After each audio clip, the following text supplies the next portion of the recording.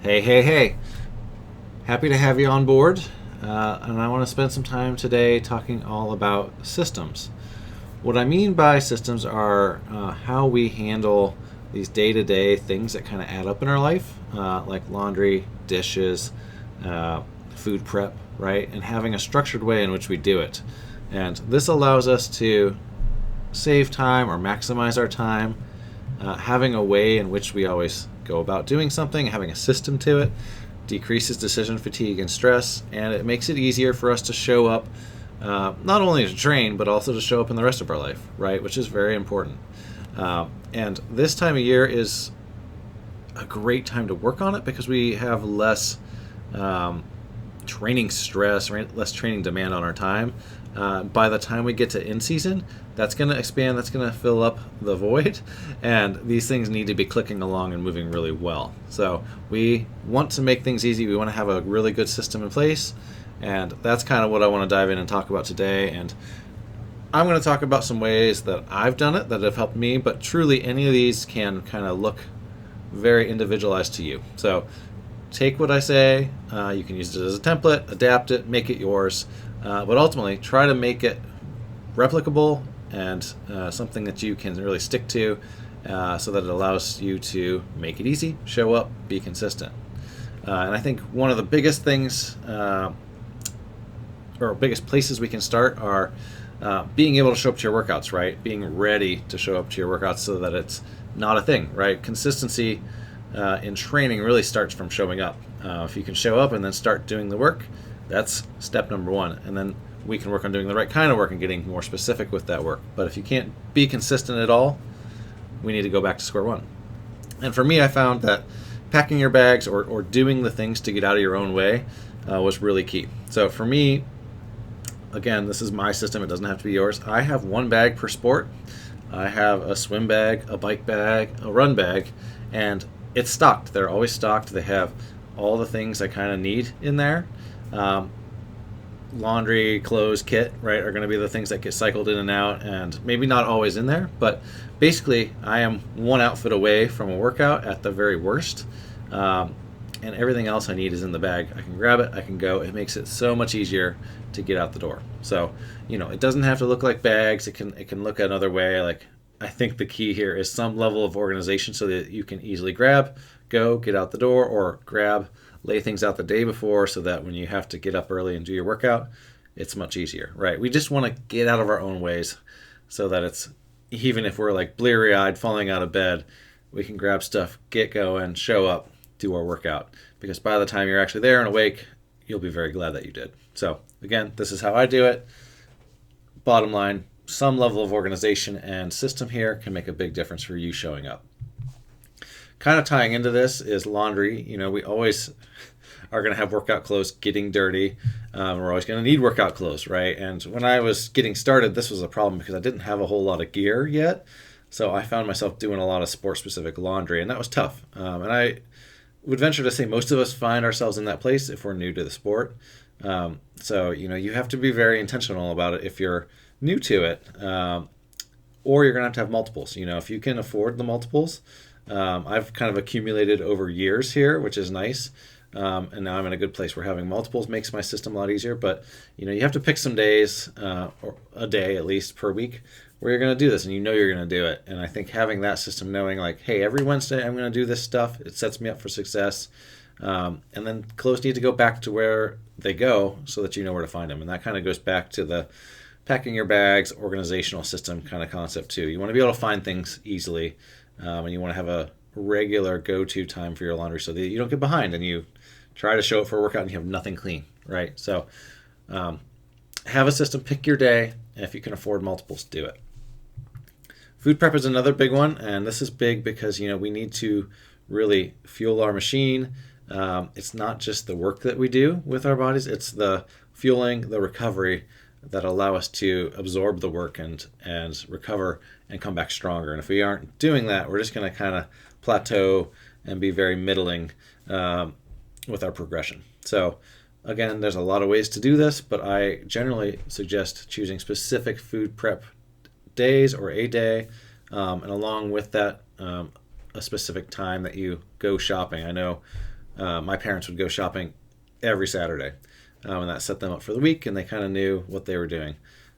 You can do meal planning, like if you want to dive that far into it, but I think, some level of knowing that you're going to do food related tests on a certain day is a start, and then working from there to refine it is on you. Figuring out what system works for you, for your family, your spouse, your kids, your friends. That's all going to look different depending on your life. As a fallback or like a fail-safe option, I also like to have ready-to-go options.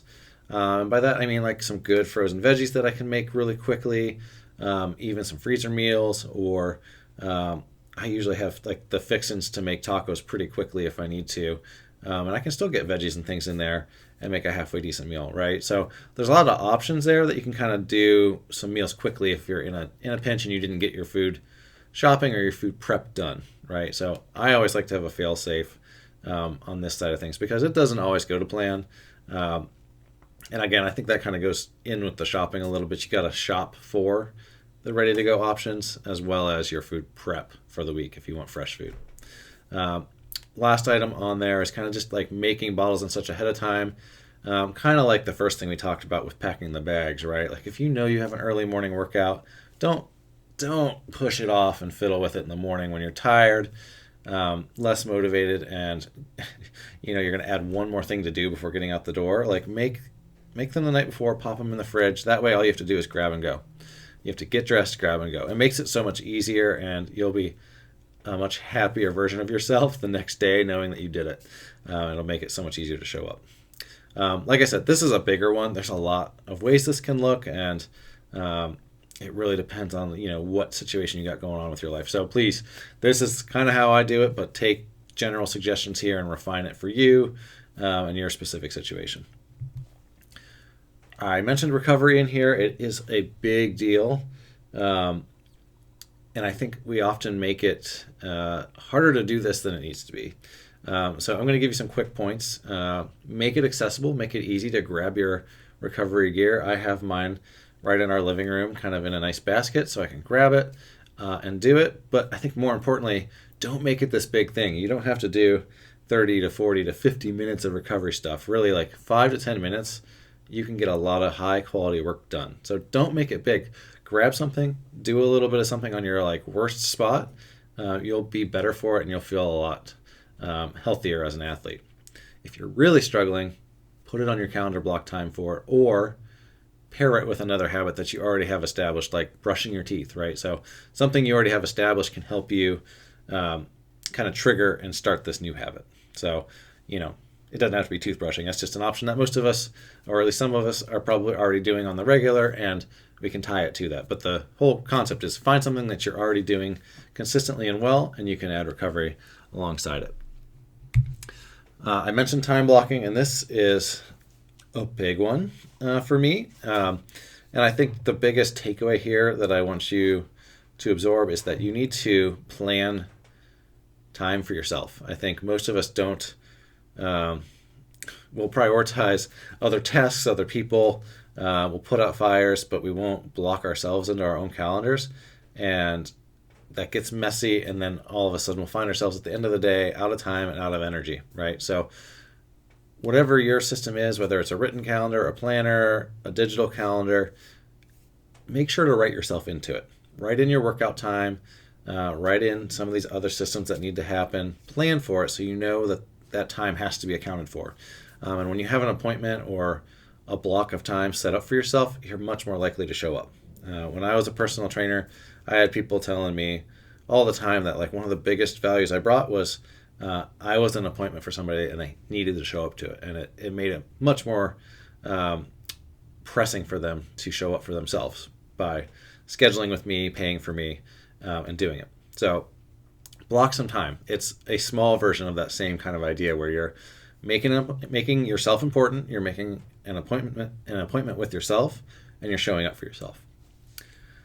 All right, you do need to plan your workouts, right? And there's a number of ways you can do this. I think one, you need to maybe block some time out for it, or just kind of know what you're doing, whether you're working with a coach, you're getting a training plan, you're using the plan I'm providing for you. But you need to at least spend some time and not just hope it into happening or winging it.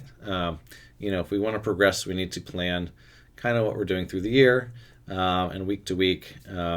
So be sure that you're doing that. Be intentional with it, whatever form it takes, and plan things out in advance so you kind of know what your week and your month are going to look like. And then finally, don't forget the all-important, most important piece here. Like, you need to schedule in family time to all of this. They matter. They support you. This time of year with the off season and holidays, it's a lot easier to show up for them. But as we get in to competing demands with training, make sure they are still a valuable part of that. Make sure you're communicating well, and getting them involved with these systems and on board so that you can balance these things as well as you can. And I maybe shouldn't say balance, but you can juggle these things. It's definitely a different balance when we get in season and we're doing a lot of this, but we want people to feel valued. So open communication is key.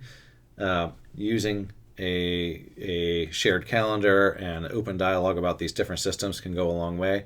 And it's ultimately time well spent to do this work, especially now, because like I said, when things ramp up, it gets a lot harder. So we want to have things well oiled and running smoothly now so that we don't have to work out as many kinks when things get a little bit more time crunched. All right, like I said, take this, use these templates, run with it. If you've got questions or you want to chat about ways to make it a little more specific to your situation, please reach out. Otherwise, thank you as always for showing up, and I will see you on the next one.